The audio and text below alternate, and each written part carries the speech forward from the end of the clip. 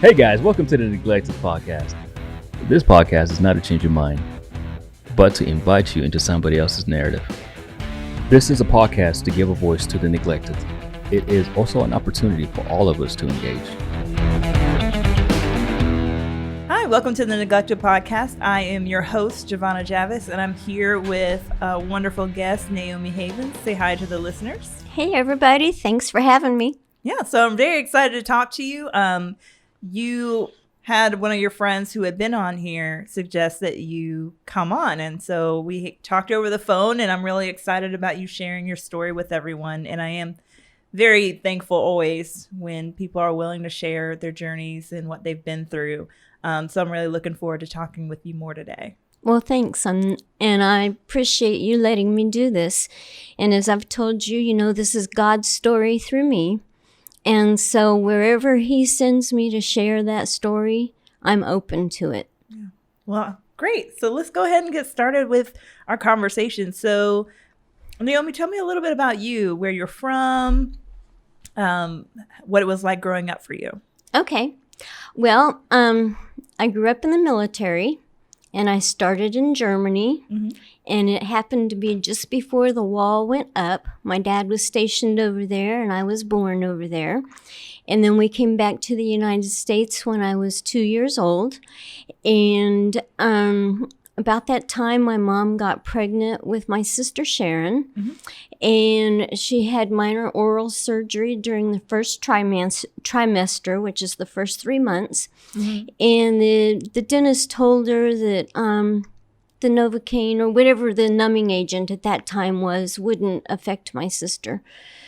But it did. Yeah. And my sister was born with no anal opening and only one kidney. And no anal opening means that she could not expose of the toxins in her body properly. And when I was 4, she only lived for 22 months. When I was 4, she died. There's a story in that, but basically I grew up in the military. Besides Sharon, I have 2 other siblings, mm-hmm. and that are younger than me.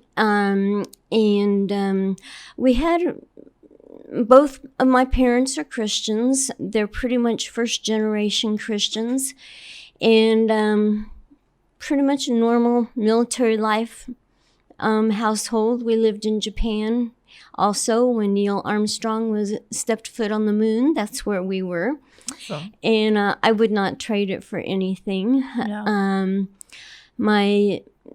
I met my husband, and 2 years later, after we got married, he joined the military. So besides being a military brat, I'm now a retired military spouse. Yeah. And again, I would not trade my life for anything. So went to public school and private school.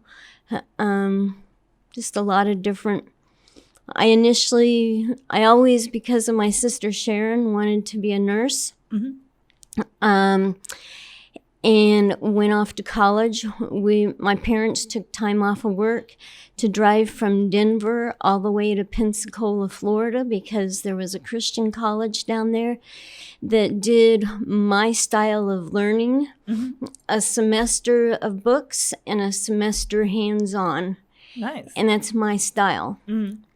But nobody told me until I got on campus. And like I say, my parents took time off of work, had my 2 siblings and a younger cousin with us, and drove all the way from Denver to Pensacola, got there and registered, and then was told that my grades in high school weren't good enough to even take one class towards the nursing degree that I had dreamed about for so long.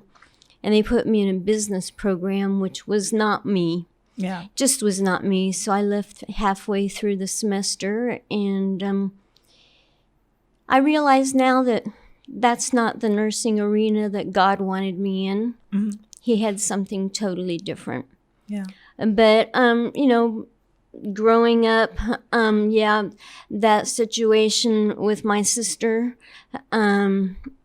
they thought that a child my age, and at that time I was 4 when she died, they thought a child my age could not handle a funeral. So I was put in the nursery with my aunt, my mom's sister, who I can remember hating for a while, but somehow I gave that up, and I no longer have that hatred for her, but it has left me with a lot of questions and a lot of insecurities and feeling like what's wrong with me. And I'm now coming to terms with those and understanding a lot of it. And when I don't remember really talking about my sister that much afterwards, after she died. And I really don't remember pictures being on the wall. We did visit her gravesite periodically whenever we were in town, and that's in Topeka, Kansas. So whenever we were in town, my mom and dad and I would go and visit her gravesite. So I do remember doing that a couple of times, but other than that, I don't remember talking about her, and it's just been recently. I had stories in my mind about what happened to her. And recently I found different stories. I've been told different stories. So I'm, still kind of up in the air about some of that. But that, and then starting school. You want me to just keep going? No, you're fine. So with your what you mentioned is that looking back, you're recognizing that maybe you didn't have the full picture around what happened to your sister? Right. Okay. Right. Yeah. I'd always had this idea in my head that she died at home. And I thought I had been told that she had been fussy during the night. And my mom got up and just spanked her, and she settled down, and the next morning she was dead. And then I find out just recently that she spent most of her 22 months in the hospital. Oh, gotcha. And she died in the hospital. So I'm like, okay. Yeah. Which story do I believe? And I'm not sure where I got the original idea. But the second idea came from my mother. Yeah. Who, that's what she says. So I guess that's what I have to go with. Yeah.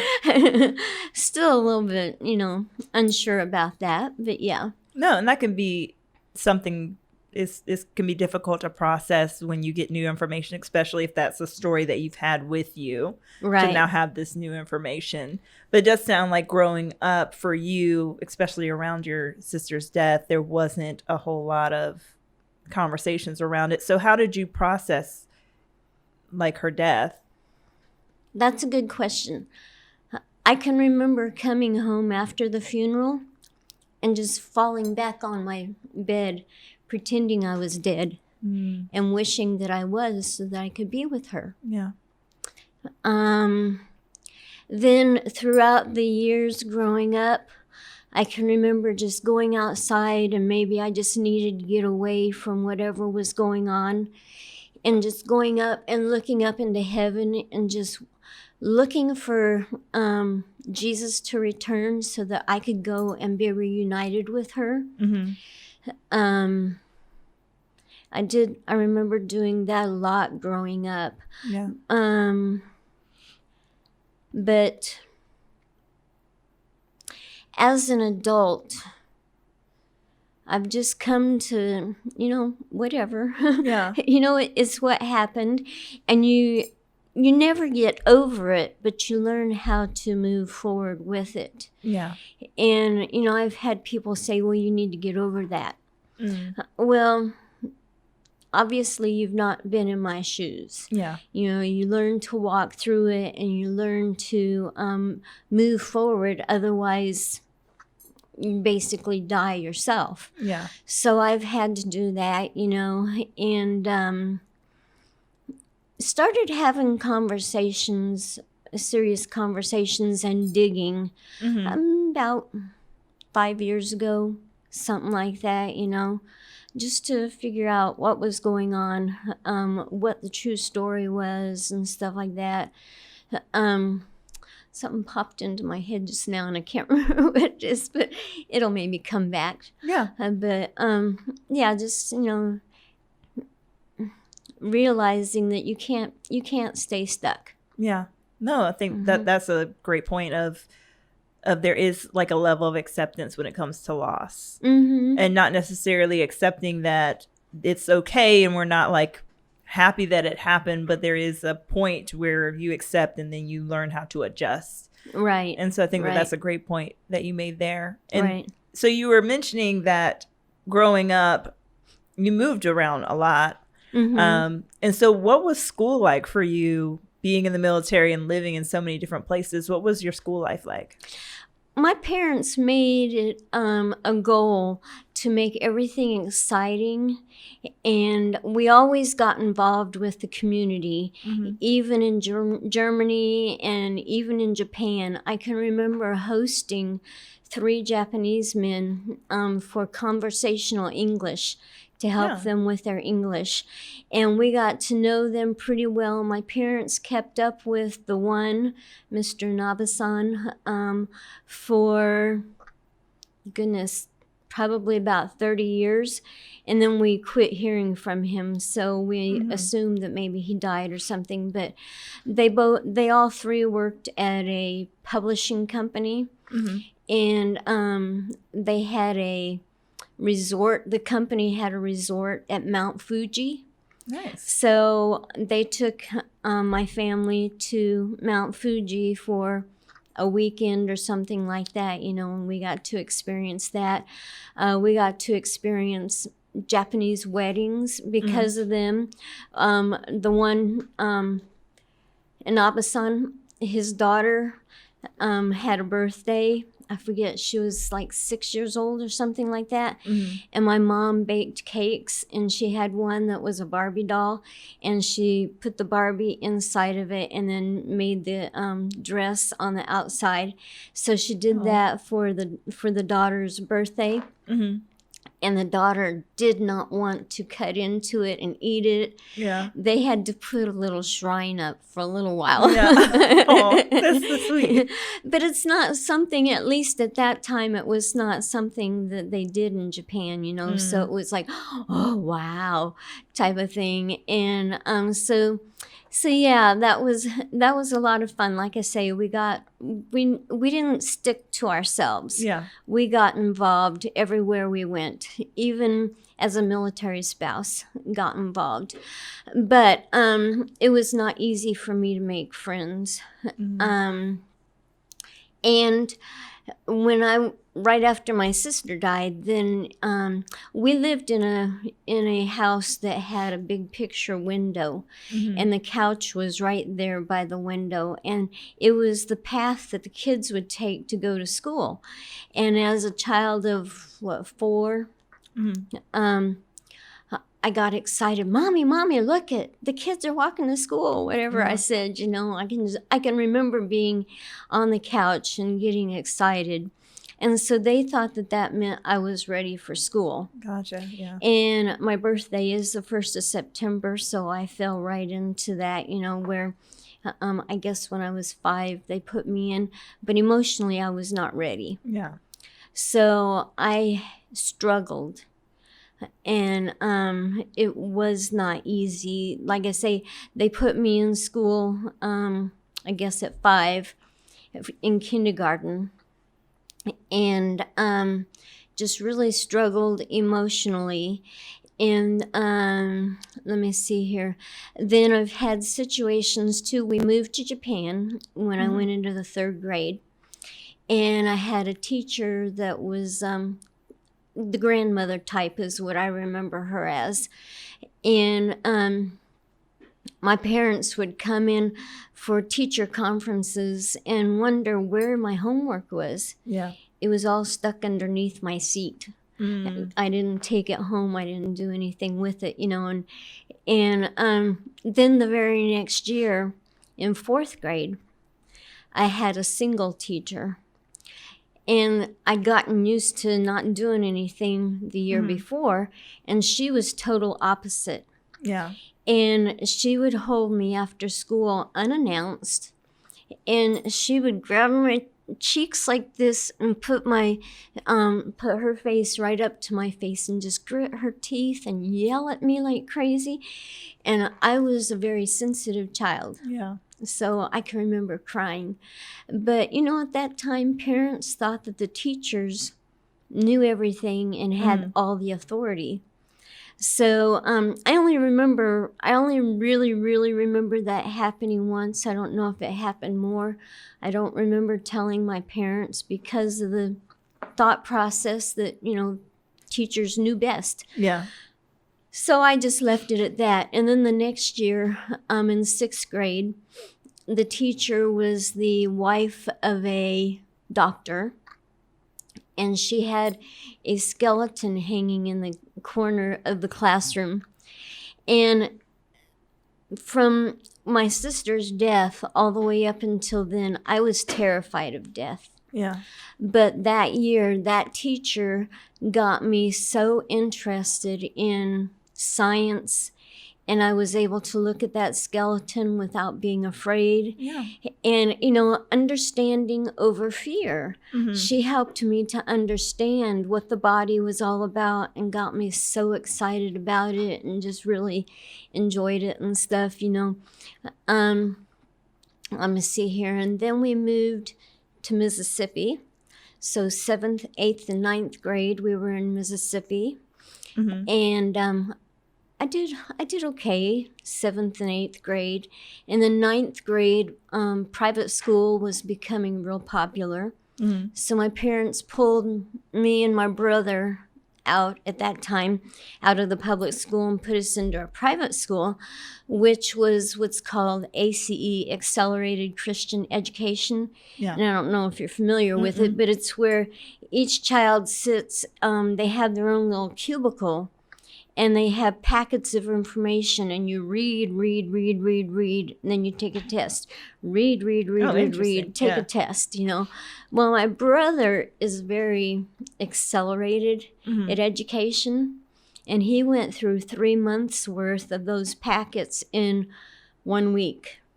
Oh, wow. And they told him that he was going too fast and he needed to slow down. I think basically what it was that they didn't have enough inventory. Yeah. It's like you are eating away our inventory. Yeah. Exactly. Yeah. So my parents pulled him out and put him back in the public school. And I stayed for that year. And I basically tell people that was my year off. Yeah. And my year to catch up emotionally. And that was one of those times when I can remember going outside and looking up to heaven and wishing that Jesus would come back so I could be reunited with my sister.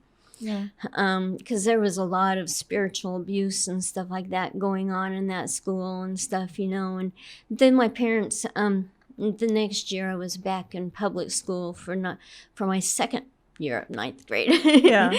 And I really started blossoming that year, and really started, enjoying life a little bit more. Still was not a good student. Yeah. School was my worst subject. And then my dad retired from the military, and we moved to Denver.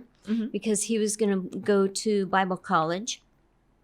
And again, my parents put me and my siblings, into private school. And this time it was all the teachers were from Bob Jones University or from Tennessee Temple. And if you're familiar with either one of those, they are King James only people. And at that time, girls could get in trouble if they wore pants. It was dresses only and stuff like that, So, and I ended up being in a history class and a Bible class the very first year, which was 10th grade, with the same teacher. who was the hardest teacher in the whole school.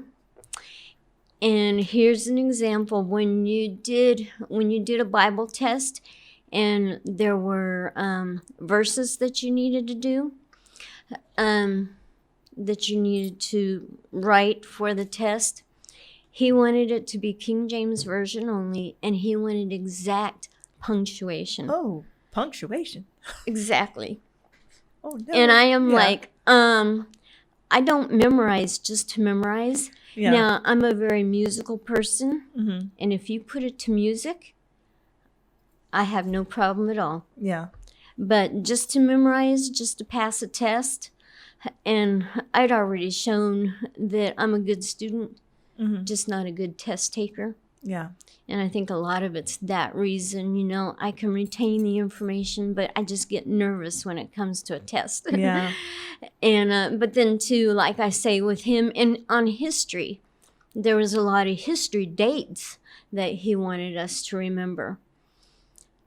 Well, I can, if you get me involved in reenacting, I can tell you all kinds of stuff about it. But just to read it and try to memorize it just so I can pass a test, nah. So the next year, 10th grade, they let me take a break from him. But of course, 12th grade, in order to graduate, I had to go back on top of all my other classes, repeat those 2 classes. Yeah. And I think he felt sorry for me and curved my grade because I believe that's the only way I graduated. So, yeah, and then, like I say, I went off to college, but nobody told me that my grades, you know, I was basically D average. And nobody told me that they had to be A's. Yeah. You know, I don't remember ever getting an A in school. Yeah. So, like, what was it like for you to have? So, you the way you're describing school for you is that school wasn't like your thing, and it sounds like more that the teaching style, like that memorization for the test, wasn't really like the way you learned. And the way you're describing that you learned is a lot of like musical, but then tactile, like being able to do it. Right. And so how was that for you, like in terms of like how you felt about yourself? I think it played into feelings of lack of self-esteem and not being picked in elementary school when we would be at PE and teams had to be picked. For one thing, I've always been a small person, okay? Hello, I've always been small. Yeah. I can remember when I was about 19 being in an elevator and some guy was in the elevator and looked down at my feet and he says, "My, you have small feet." And I go, "Well, if you haven't noticed, You're a tiny person. they kind of go with the rest of me." You know? And he goes, oh, yeah, you're right. And I will tell the audience, yes, I can go into the children's section, and they have cuter shoes anyway. They do. And I can wear them. And I'm proud of it, okay? Yeah. But yeah, getting chosen for a team, they just assumed that I couldn't do anything. Yeah. And so I was put on teams by default by the teacher, by the PE teacher or whoever, you know. So that was kind of not real uplifting. I do remember being really excited in 12th grade because, and I can't do it now, but the chin-up bars, I could hold my chin above the bar at least 3 inches and my knees bent up, and I could hang for 15 minutes. Oh, wow. Nobody else could do that. So I was pretty proud of myself for that part, you know, and I can see that, you know, there have been times when I really dealt with self-esteem issues, but that I can see times too when I helped when I feel like I just moved forward anyway. Yeah. And I had a decent self-esteem, not the best. I was not the most popular kid. Yeah. I was shocked my senior year that I actually got picked for one of the special pictures in the yearbook. Yeah. And it was called The Tall and Short of It. Yeah. And guess who got the short? Yeah. Yeah. I had to stand on a ledge in order to even come up to the shoulder of the guy that was the tall of it. Oh my goodness.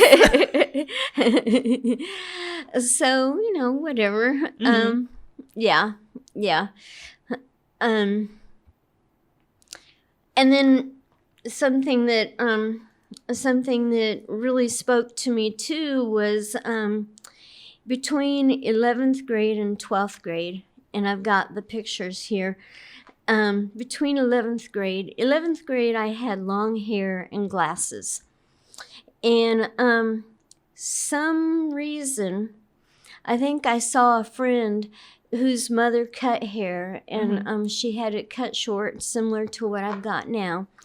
And I just thought, wow, that looks really cute. Yeah. And so I had her cut my hair, and I got contacts.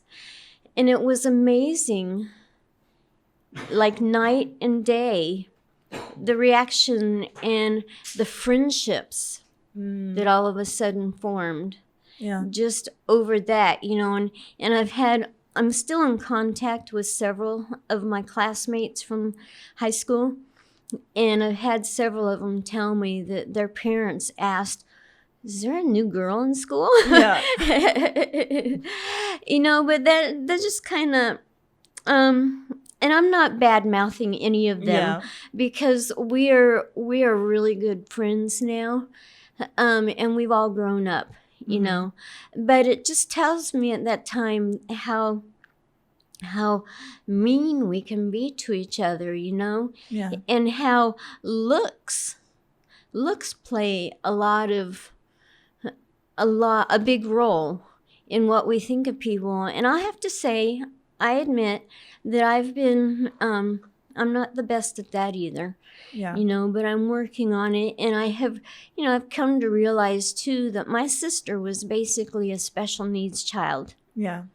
And so I don't have any problems when I've been at churches. I can remember one year I was teaching Sunday school for the little kids. Mm-hmm. And I had like 3 Down syndrome kids. Mm-hmm. And I'm like, God, why did you do this to me? Yeah. But I now realize that, hey, you know what? My sister was special needs. Mm-hmm. And special needs kids are just so full of life. Yeah. And they can teach you so much, and they don't care who you are as long as you're not abusing them. Yeah. They have so much love in their heart and stuff, and we really need to learn from that. Yeah. No, I work in a clinic, and I think that all the time with my kiddos on the autism spectrum of just how happy they are. And like when they happy scream, I'm like, I want to be that happy. Like, it's just like, it's just a dinosaur, but Right. You're like happy screaming right now. So I completely relate to what you're saying there.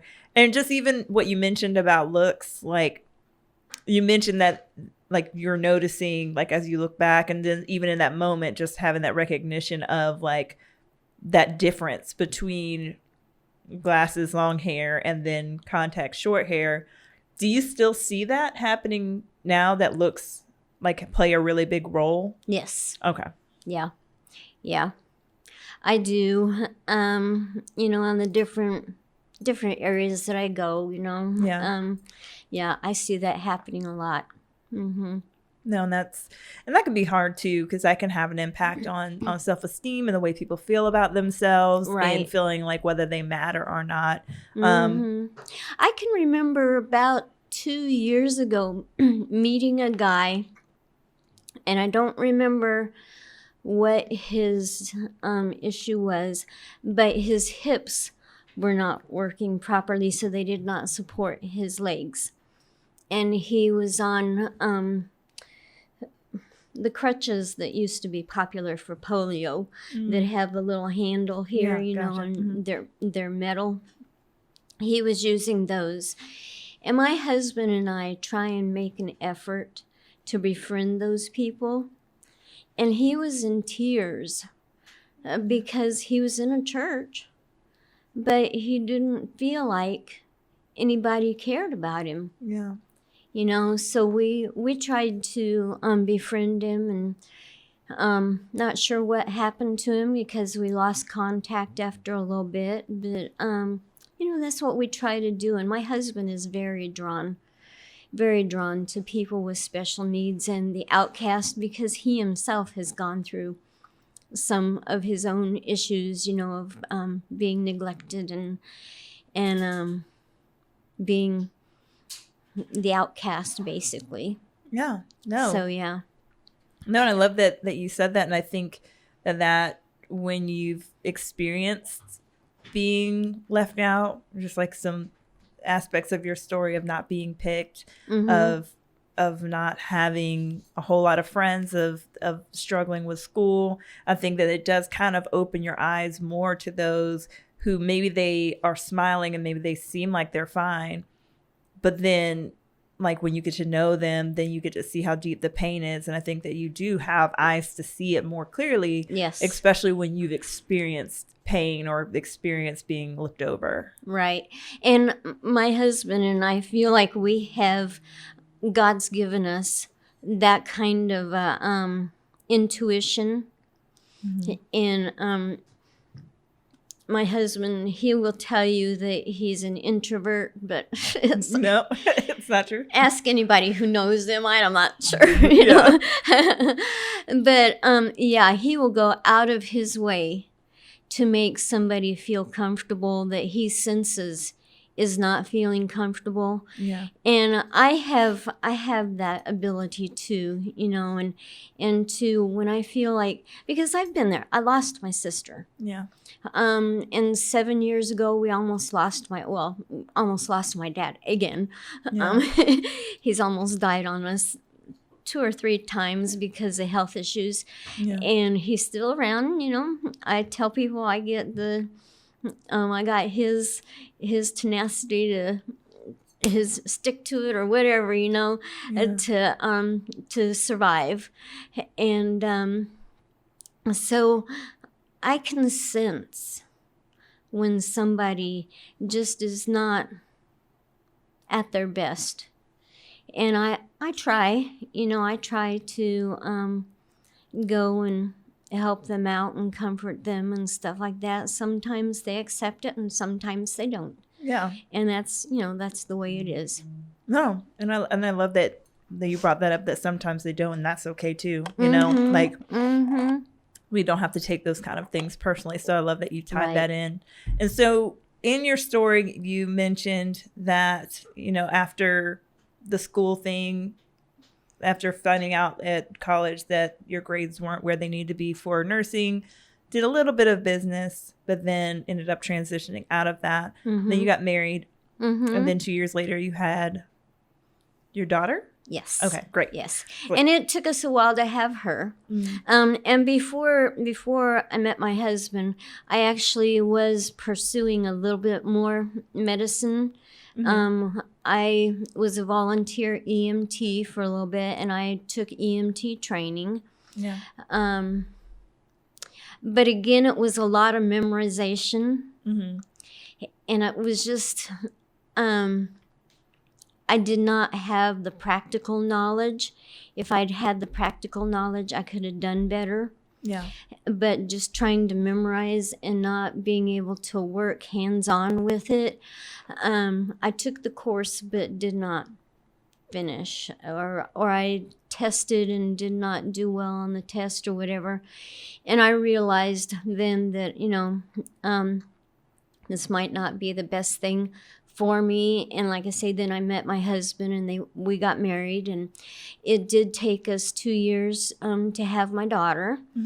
And she's the joy of our life. But after her, I couldn't conceive again. Yeah. and went to the doctors and was tested and all kinds of stuff, and they said, nothing's wrong with you, you're fine. And I'm like, well, there are some symptoms that are telling me it's not okay. Yeah. But I didn't really do any research. I just listened to the doctors because that's what I'd been trained. And we didn't realize until she was 5 that she was going to be an only child. And I wanted to adopt, but my husband was not interested. A year ago, he said, maybe we could adopt now. Yeah. Been there, done that. No. I'm all done. Yeah. So, anyway, yeah. That in itself was a challenge too, because I can remember when she was about 7 years old, being involved in a group of church women that the one already had like 4 kids.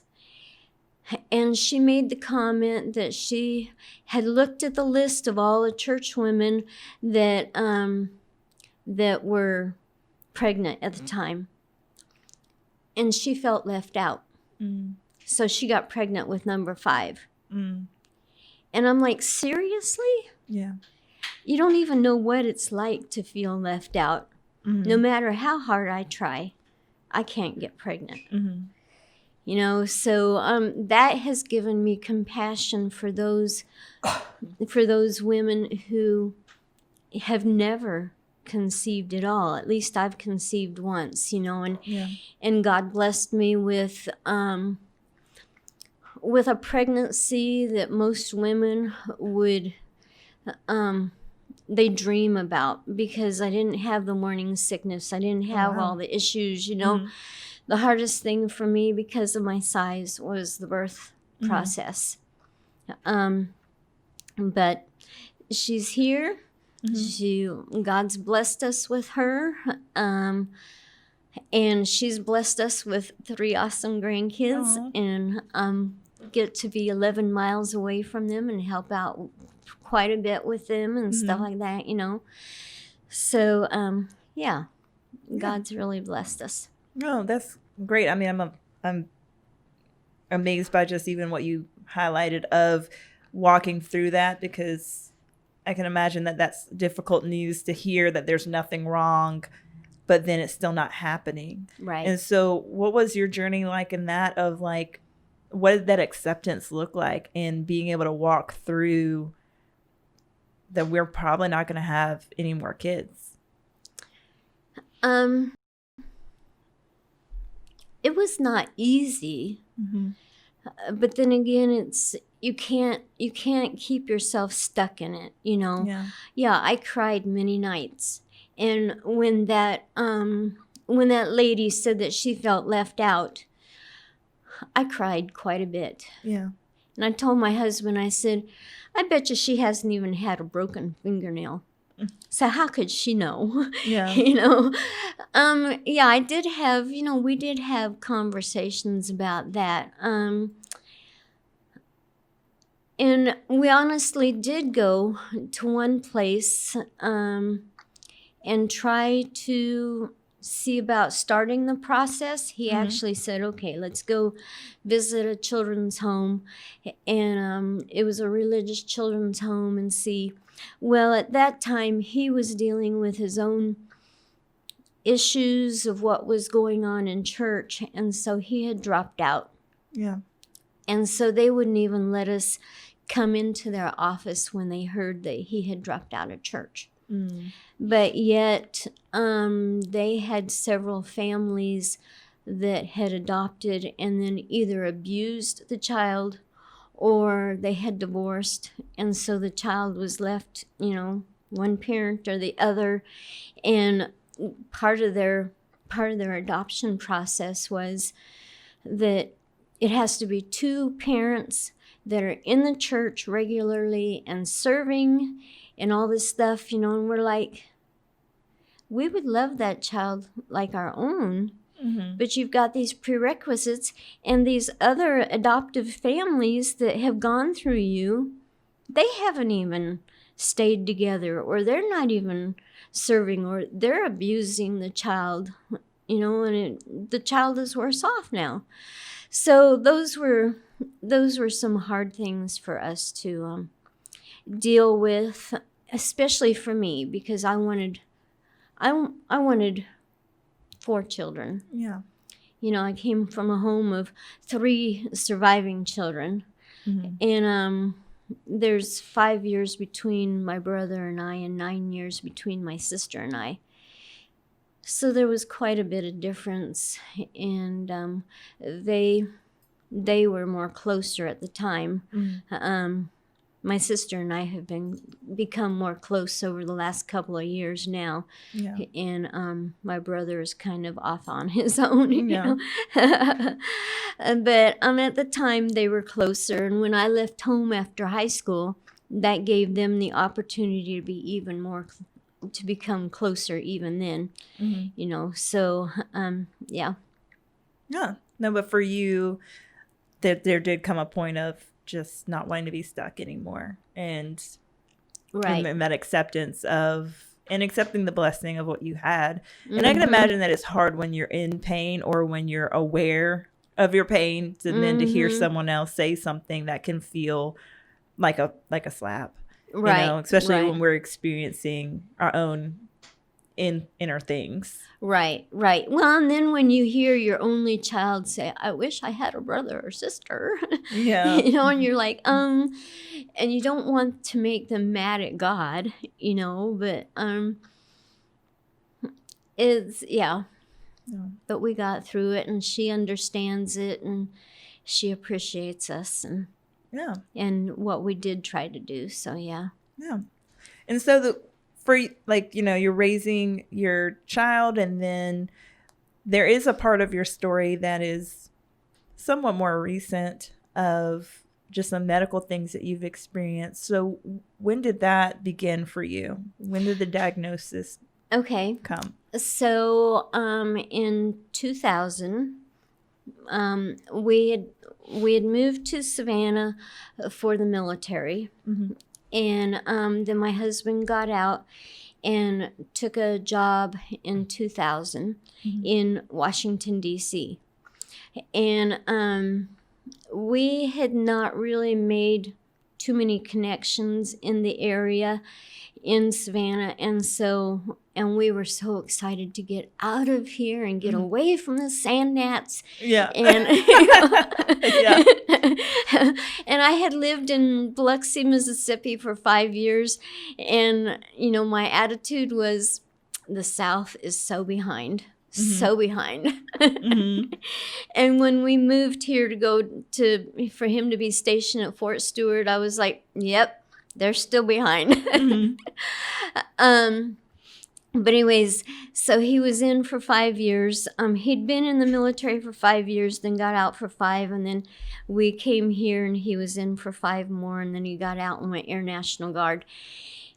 And his Air National Guard was part-time, and so he needed to find full-time positions. So he found a job in Washington, D.C., and so we moved to Washington, D.C., and could not get connected there either.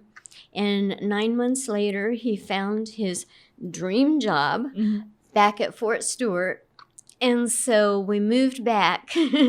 We had just unpacked the last box. And then we had to go scrounging for new boxes, because we moved ourselves.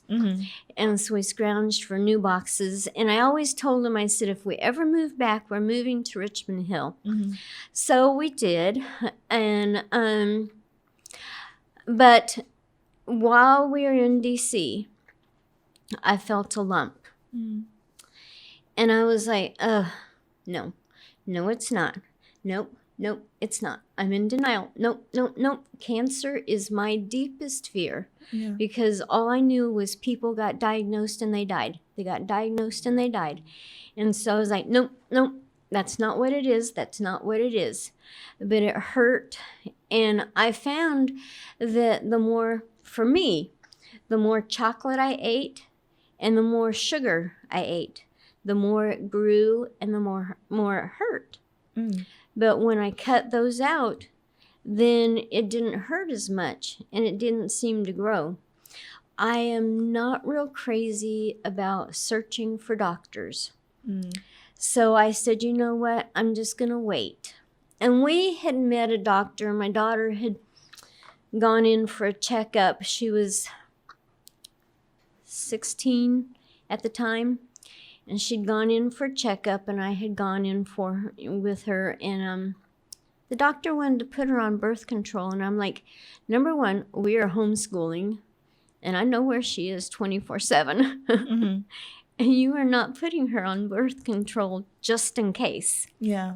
Oh. But that's what he wanted to do, And then he didn't want me in the appointment with her. And I'm like, no, I am the mother. Yeah. I pay her bills. And so I said, nah, we're not going to search for a doctor. And there was a doctor back in Savannah that I had wanted to go to, but she was always full. Always booked up. And so we finally came back, and we came back just before 9/11 happened. Mm. And I was like, that day of 9/11, I was like, because my brother and his family had just moved there. Yeah. Come to find out, my sister was supposed to have had meetings in the Pentagon. Oh, wow. In that very same area where the plane hit. If she had been there 30 minutes earlier, but she'd gotten delayed. If she'd been there 30 minutes earlier, she would have been part of the casualties probably. Yeah. So that, and then the friendships that we had made, I was like, Yeah. But anyways, that's when we came back, and we moved into a house in Richmond Hill. And then I got an appointment with the doctor that I had been wanting to go to, and she confirmed it was breast cancer. So, I got scheduled for all the appointments with the oncologist and the radiologist and stuff like that. And went in and had a lumpectomy. And they told me afterwards that it was stage 2. Mm-hmm. And after the surgery, the surgeon says, by the way, we took out 2 of the 3 layers of lymph nodes underneath your arm. And in the process of getting to the 1 layer, we clipped a nerve because it was in the way. Mm. So that was 2001. I have been numb from here to here for 19 years now. And I can get an itch. Think about having Novocaine in your jaw forever, and it never goes away. Yeah. That's basically how my arm feels. And if I hadn't realized what the lymph nodes were all about, how they help to regulate body temperature, and they are our first line of defense for getting rid of toxins, I would have requested that they not touch them. But then also, at that time, I was of the opinion, because I'd been programmed this way, I was of the opinion that the doctors knew best. Yeah. So I was doing whatever. Mm-hmm. But, and then they wanted me to do the chemo and the radiation. But my gut was just telling me there has to be something different. And I had met people throughout my life who had to turn to alternatives to heal. Mm-hmm. Because conventional was not helping them. Now, and I want to say a disclaimer right now, too. I know people on both sides of the issue, okay? I have an aunt who was diagnosed with cancer twice, did the chemo and the radiation both times, and believes that it absolutely saved her life. But she also had a major stroke the second time around, and is in a wheelchair now and has equilibrium problems and memory problems and stuff like that too. Her sister, on the other hand, like I say, this aunt believes that it saved her life. And she's my aunt by marriage. Her sister, on the other hand, was diagnosed not too long after she was, and did the chemo and the radiation and died from it all. Yeah. And then I know people that have what I chose to do, and this is why I'm getting to this, what I chose to do was refuse the chemo and the radiation. And I know people on that side too who have been on their deathbeds. Yeah. And I brought these books because Larry Burkett, who was the founder of Crown Financial Ministries that a lot of churches used before Dave Ramsey came on the scene. But Larry Burkett was diagnosed with stage 4, a rare form of kidney cancer, stage 4. And at the time that he was diagnosed, 4 other men in his area in Gainesville, Georgia, were diagnosed at the same time. They all did the conventional stuff, and his doctor told him that those things wouldn't help him, so he just needed to go home and prepare to die. And he said, well, I don't think so. So he did research, and he wrote the 2 books, Hope When It Hurts and Nothing to Fear. And those were my go-to for the next 10 years. And I learned a lot from him, and I refused the chemo and the radiation. The doctor and the oncologist sent me certified letters telling me that if I did not go their route, I would be dead in 5 years. They also sent a certified letter to my primary care physician, who thankfully stood up for me and said she's an adult, she can make her own decision. Yeah. And I just let everybody know, they told me that I should be dead and in the grave within 5 years, and I'm celebrating 15 years past their prediction. But it's all been God's story through me. There's, like I say, the song Oceans, you call me out upon the water. I am not a swimmer. If I can see the bottom, I'll go, but I'll only go to like 4 feet. I am not a swimmer. And God, through this, has taken me into the ocean where my feet cannot touch and I can't see the bottom. And I've had to lean totally on Him. And He's been my strength. My husband and daughter, thankfully, have been my support system, and my parents as well. Other than that, I didn't have a support system. Yeah.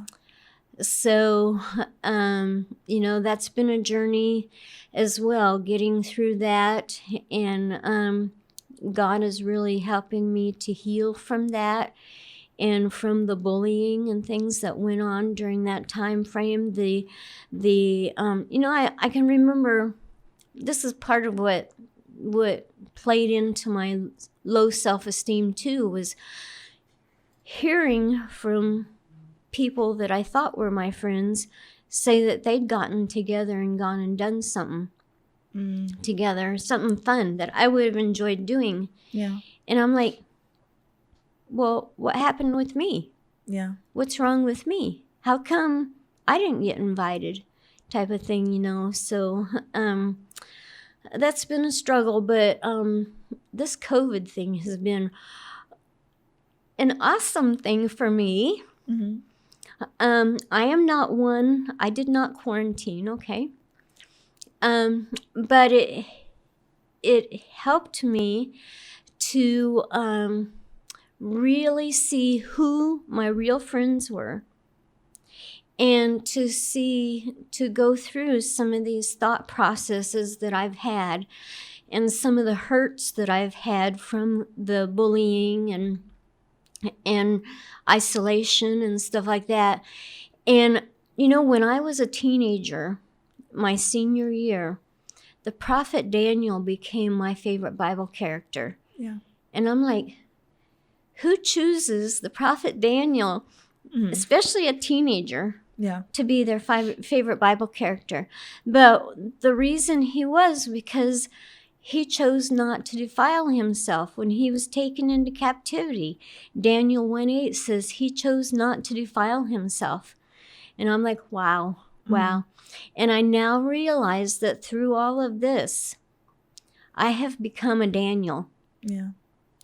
And, I've had people ask me, like I say, I've had church people ask me, when is the church going to let you stand up and share your story? Because there might be somebody out there that just got diagnosed and maybe they need to hear your story. I was told one time that I had an attitude of my way or no way by church people. And I'm like, seriously? The doctors told me that surgery, chemo, and radiation was my only option. They didn't share with me any other options. And Jesus says, I'm the only way, the truth, and the life. No one comes to the Father but through me. So, but you know what, too? Within 48 hours of that person telling me that I had an attitude of my way or no way, God started broadening the platform that he had for me to the point where he allowed me to open up a small cafe for 6 months, which helped to catapult me. Mm-hmm. He asked me to be his hands, feet, and mouth for a one-of-a-kind nonprofit, at least at that time, that I am the CEO. I'm unpaid. We don't have any kind of income. Yeah. That's been another struggle, is getting people to donate to us. They want free information, but they don't want to donate to help us keep our website going, or just even speaker visits. Yeah. They don't even want to help out with expenses for that. So that's been another challenge, but it was such a blessing because it finally gave me the support system that I needed. And it was a support system for me, but it was also a support system for other people. And we, for about 4 years, hosted in our home a weekly wellness group. Yeah. And we had a core of 7 people that were there all the time. And let me get a drink real quick. No, you're fine. 4 of those we still Zoom with every other week. Oh, that's fantastic. Yeah. So, like I say, God is, the COVID thing just really helped me to go through a lot of healing and a lot of mind, what do you call it? Mentality, mm-hmm. How my mind was thinking and stuff, because, I did get bullied really bad. And that sent me downward spiraling. And it's taken me 2 years to get to this point. And I've told people, I've said, if I had been invited to come on this program a year ago, I would have come on with boxing gloves. Yeah. And it would not have been a pretty sight. But God has really given me some healing and brought people into my life. I now have a support system that I feel like I can actually depend on and call on. Whereas before, we were when I was initially diagnosed and had the surgery, because I've had 2 surgeries. That's another story. Initially, our small group leader lived across the street from us. And they offered to make us meals. But when I told them that I was going to be eating more plant-based and cutting out all the processed foods and stuff, they disappeared. Yeah. And we didn't even get help with groceries. Nobody came over to even say, hey, let me learn a new recipe with you. Yeah. It was all on me. And thankfully, I was not a sick person. Thankfully, I had all the energy and the strength. I did tell my husband and daughter that you either eat what I make or you go buy your own food and make it yourself. And they chose to eat what mom, as long as they were at the house, they ate what mom ate. Yeah. Or what mom made. And so, and it was different for me too. I had to learn a lot. But I'm so thankful for it. And they didn't even offer to help get groceries or anything like that. My husband ended up having to leave town and become a contractor. He was in Iraq and Kuwait for 1.5 years while I was here, and my daughter became my caretaker, basically. But like I say, most of the time I wasn't. Now, the second time around was 5 years later, and it was because all of it was up here in my head. And my husband says that the longest road a person can take is from their head to their heart. Yeah. And without any support. And I'm in business for myself, and it's always surrounding food. And I went to one meeting and paid $15 for a plate of lettuce with one little tangerine on top that came out of a can. And that was the vegan meal at that time. And I'm like, I paid $15 for this? Where did you learn your cooking skills? And I was asking, hey, I won't be able to eat. Is there a no food fee? And I was told, no, you pay full price whether you eat or not. And I'm like, I can't afford that, Yeah. So I would drop out of those kind of things. But it just got me to thinking, well, that person had cancer. How come they can eat that and I can't? That person did that. How come this? So I started comparing myself. Yeah. And the Bible tells us not to do that because we get ourselves in trouble. So I went back into my old ways and got re-diagnosed. And I was working on healing it myself, and then detoxed too fast, and I actually went to Tulsa, Oklahoma, to a facility out there that had great reviews, but they couldn't figure out what was going on in my lower back, which is where I was having issues at. And they wanted to do a mastectomy because they were more concerned about the second tumor up here than what was happening. And I was keeping that tumor under control. And it, was finally in my heart. This is my wake-up call. God's waking me up to do what he asked me to do. And so I let them do the mastectomy. And a year ago, I had a person tell me, well, you just need to go get over cancer. And I'm like, seriously? When you're numb from here to here for 19 years and you have this big zipper on is what I call it, on your chest, that reminds you. There is minute by minute feelings there that remind me of what I've gone through. Yeah. And what happened and stuff, and then the doctors wanted to do radiation on my lower back just in case, without knowing what was going on. And I said, no, I don't think so. I don't do any just in case. And then I found a holistic doctor who had been an orthopedic surgeon for 17 years herself, and then contracted or had ovarian and uterine cancers a year apart from each other, did what she was trained in and almost died, and then became holistic. And Larry Burkett, his books helped her, and she was in direct contact with him personally. And she was my support system for 4 years. I would drive 8 hours to her office in Virginia, and out of pocket, pay her expenses, out of pocket, stay in a hotel, out of pocket, get my own groceries and make my own meals and stuff like that, But she understood me. And I could just go and pour my heart out to her. And I didn't have to feel like I was going to be rebuked or, well, just read your Bible and pray or something like that. Yeah. She understood where I was coming from. And that's what I had been looking for so long. And I tell people it's kind of like I have a friend that went over to another country to adopt a child. and she and her husband were the only Americans there. And they ended up having to stay longer than they intended.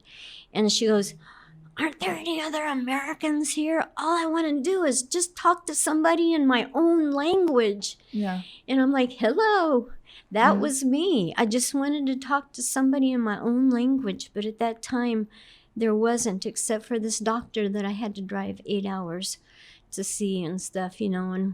And I had to stay a minimum of 2 weeks. 2 weeks to 20 days for her appointments twice a year, you know. So, but anyways, she helped me with a lot of healing too and stuff. But then, you know, in between, there's been a lot of things happening too, as far as the bullying and people just not understanding and not even trying, you know. And they think they know me, but they really haven't spent time with me. So how can you know a person if you really haven't spent time? You know, yeah, you're in choir together, or yeah, you're in Sunday school together, or yeah, you've gone on a short-term mission trip together, but you came back and you didn't even have anything to do with that person, you know? That's not getting to know anybody.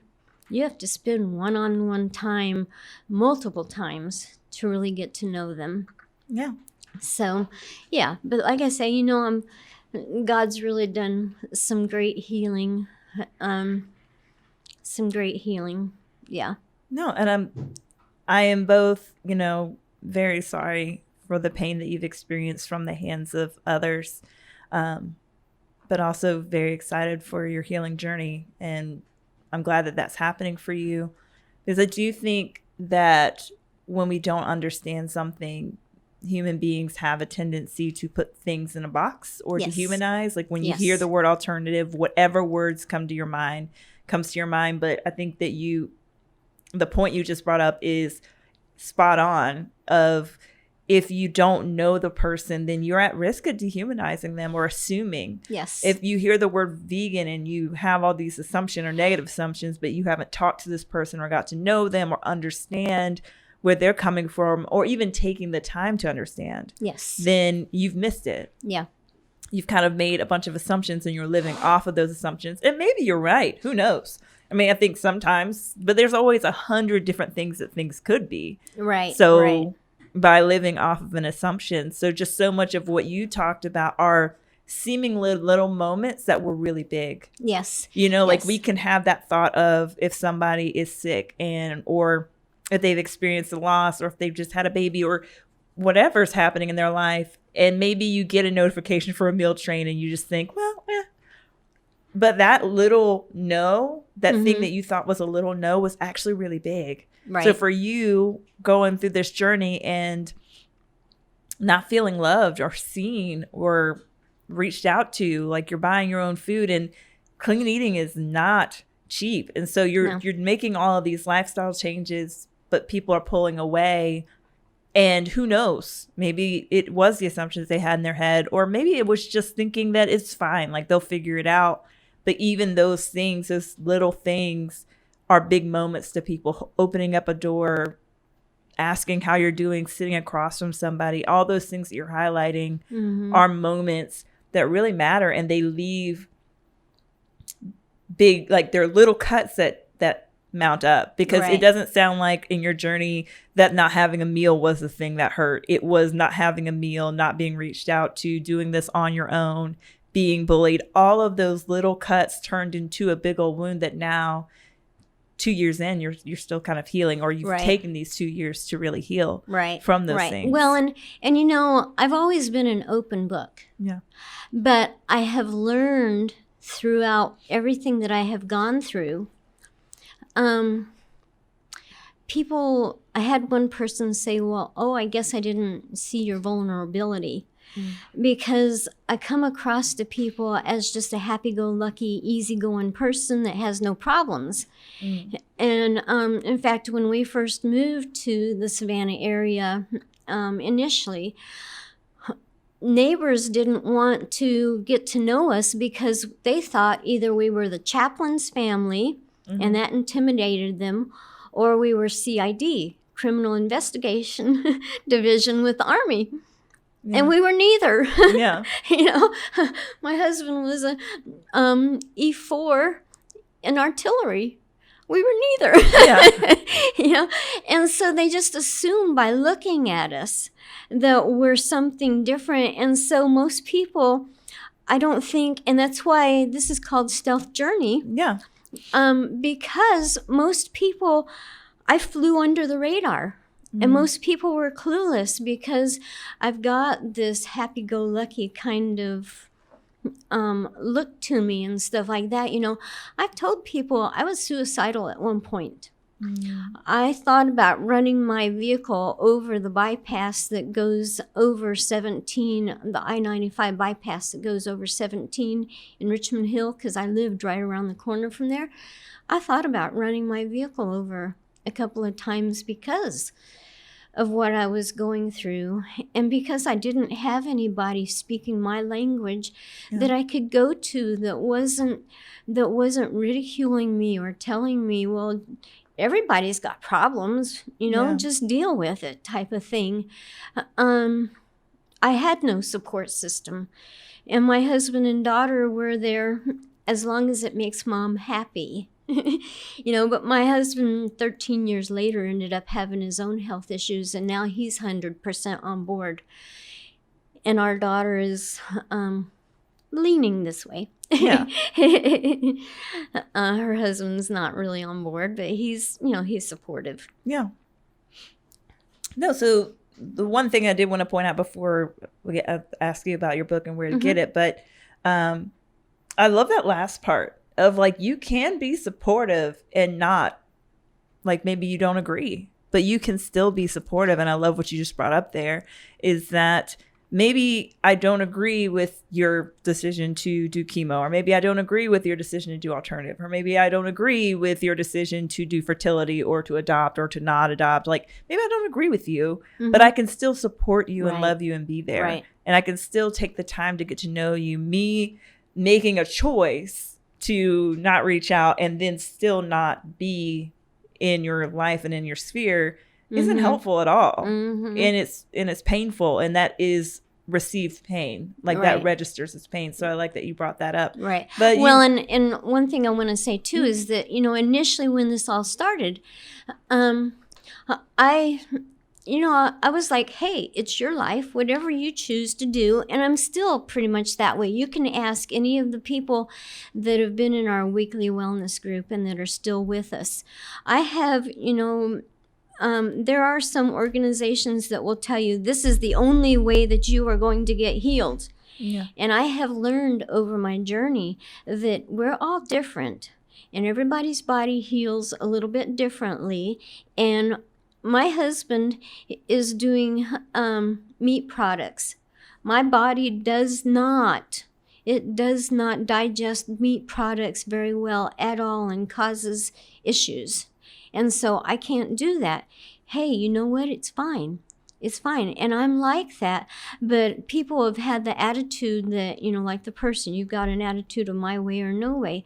Well, I have tried reaching out and helping people and taken meals or whatever, and then found out that the meals were thrown in the trash. Or for a potluck, I would bring something that I'm really excited about, that I think is really good tasting, and a lot of people say, oh yeah, it's good tasting. But then I find that people put it on their plates and then it goes in the trash. And I'm like, I can't afford to be making stuff and have it go in the trash. You go over to other countries on short-term mission trips, you try their foods, right? What's the difference? This is, mine is actually back to what our ancestors used to use. It's just that the taste buds, the taste buds have gotten so warped by today's food that what our ancestors used to eat, that I'm now eating, is too foreign to most people. Yeah. But people are waking up to that too, so yeah. Yeah, no, but I think that's still, I think that what you're pointing out are so many things that that again might seem like it doesn't matter, but it still can be painful and hurtful. So your book, you mentioned, is named Stealth Journey. Yes. Where can people get it if they were interested in reading it? Okay, it's called Stealth Journey, An Uncommon Fight Against Cancer, Fear, Tradition, and Pharmaceuticals. Mm-hmm. It used to be on Amazon, but I took it off because it wasn't selling very well. Like I say, I'm not the most popular person. It wasn't selling very well. And Amazon takes 22%. I only charge $14.95. And when you take 22% and then my publisher takes another percentage, that's not very much. I sell more of them in person.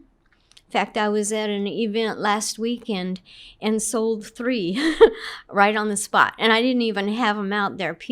I was just connecting with people, and they would hear about it and they go, oh, I want a book. Yeah. And the one person ended up buying 3 of them on the spot. And then I also, when it's on Amazon, you don't get a personal signature from me and a personal note from me. And so I do that. So they can get it through me. Our website, victoryhaven.org, has a link that you can go to, or you can email me, Naomi, Naomi, .victory, Victory, Haven, Haven, cafe @gmail. Thank you. So, and like I say, it's $14.95, but there is shipping as well, and it's usually about $5 shipping. Yeah, no, thank you for giving that information. I've really appreciated everything that you've shared. You have mentioned some bullying, so I did want to touch on that before we closed. And so a lot of the bullying that you've experienced, what helped you deal with the bullying between making the decision to be have an alternative treatment, but then also a vegan lifestyle? What helped you in that bullying? God. That's the only thing I can say. He has been my best friend from day one. Yeah. I became a Christian at the age of 5, and a lot of it was because of my sister Sharon and her short life and stuff like that, And then I had to reevaluate that as a 20-something-year-old. But he has always been my best friend. And that's the only way that I can figure that I got through the bullying. My parents being supportive was a good thing too. But then just recently, I've worked with a business coach, and she's really helped me. I did actually at one point, 2 years ago, I had to start what I call a thankful board. And it was right around Thanksgiving, so the first ones were in Thanksgiving colors and pumpkins, but it's got pictures of people that who have had ears to hear. And that's the Bible verse on it is Matthew 11:15. He who has an ear to hear, let him hear. And so I've got several of these multiple pages, and they're posted in prominent areas in my house so that I can see them. One of them is specifically in the bathroom at the sink, so I can see those, and it helps my mindset. And it helps me because I can get focused on the negative really easy, and I think that's what most of us are. But this helps me to remember, you know what? Like this one was a nurse that we met randomly at a restaurant. And I say that she was an angel sent by God because I needed her inspiration and her hug. We've never met before, never been met again. But she understood what I was going through. And she says, I'm a nurse. I see this all the time. And I believe in what you're doing. And just to have somebody say, I believe in what you're doing. I knew in my heart that I'm following what God said.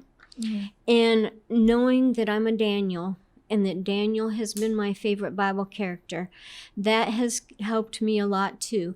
But, I've had to do things like this. And now God is surrounding me with amazing people that are encouraging. Not all of them are Christians, but and it's sad that a lot of non-Christians are more in tune with this kind of thing.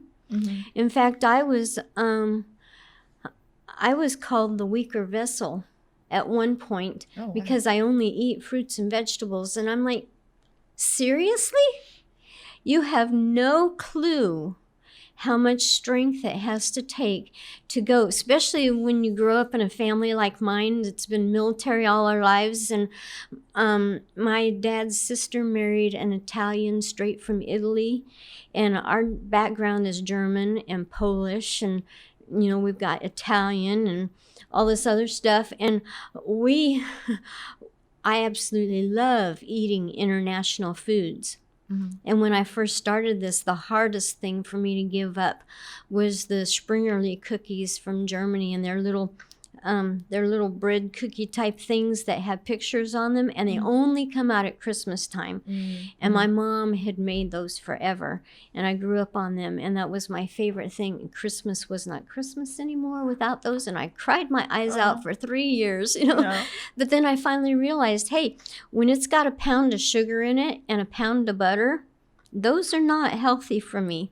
Yeah. And so I had to let go of it. And that's been part of it too, is just learning how to let go and find things to replace it with. Yeah. So I haven't found anything to replace the Springerle. Well, I hope that you do. I hope that you do, because they sound amazing. And I love your thankful board. Like, that is amazing. And I love the thought of like having Ebenezer's, of taking those snapshots and putting them somewhere where you can see them. Like, I love that idea of giving yourself those reminders. And I really appreciate you coming and sitting down and sharing with me. It touches my heart in such a big way to hear your story, but then also to hear like how you're healing and the things that you found that have been helpful for you. But it's also just such a reminder to me, and I hope to anyone listening, just of how important it is that we watch our words, that even if you're joking or if you're being sarcastic, you could be hurting someone's feelings. You could actually be hurting them. I had you have no idea. One person who supposedly was very supportive of me called me strange and weird within a 5-minute time period because I was eating something that my body could handle. And I was eating it cold. It was a soup type of a thing, and I was eating it cold. Well, you're strange. You're weird. And it's like, that was one of the times when I was considering suicide. Oh, gosh. And you just never know. You don't, When you don't know, especially when you don't sit down and you don't get to really know. That person had never spent one-on-one time with me. Yeah. And so they had no, No, that is, I'm glad that you shared that. Thank you for sharing that with us.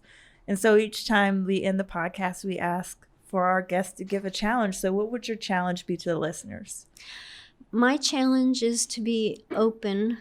Like I say, if you go to another country, you're open to their customs. You're open to trying their foods. So why not be open to somebody like me who's taking a little bit different of a journey?